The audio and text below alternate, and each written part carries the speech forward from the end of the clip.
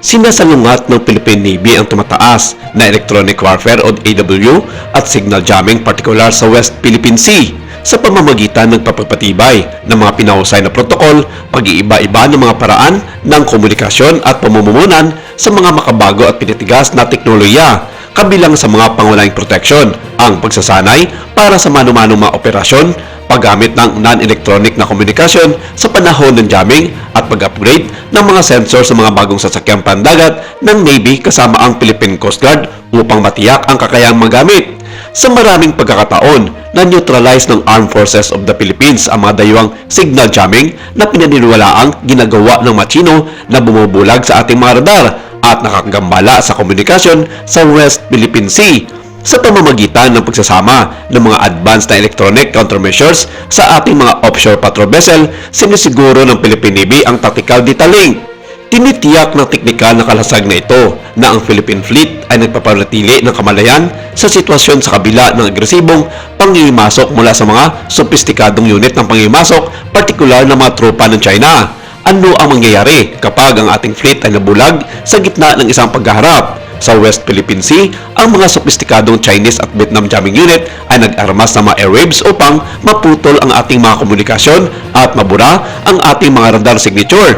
Binabawi ng sandat na lakas ng Pilipinas ang kortina sa mga advanced na electronic na shield na sa wakas ay neutralisahin ang hindi nakikitang banta na ito.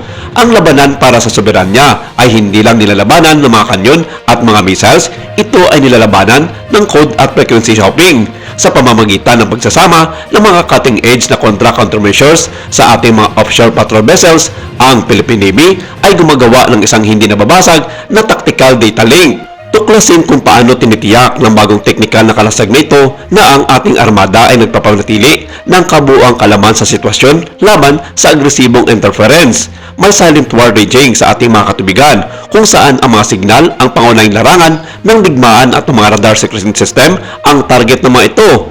Ang mga dayuhang maritime militia tulad ng China at maging ng Vietnam ay nagpapakalat ng electronic warfare upang guluhin ang ating soberanya. Ngunit, mayroon tayong solusyon na ginagawang walang silbi ang kanilang jamming. Tiningnan kung paano sinisiguro ng mga bagong diskarte sa protection ng signal na itong ating mga asset laban sa high-tech na maritime aggression. Ang mga bagong sasakyang pandagat ng ating Philippine Navy ay nilagyan ng mga advanced sensor at electronic countermeasures o ECM system gaya ng Therma Seaguard na idinisenyo upang gamalain ang mga papasok na banta at protektahan laban sa mga electronic jamming. Upang labanan ang mga blackout ng komunikasyon, gumagamit ng mga unit ng mga hindi digital na pamamaraan at, kapag posible, idokumento ang mga insidente sa pamamagitan ng kamera upang mapataas ang transparency at pagbabahagi ng ebidensya.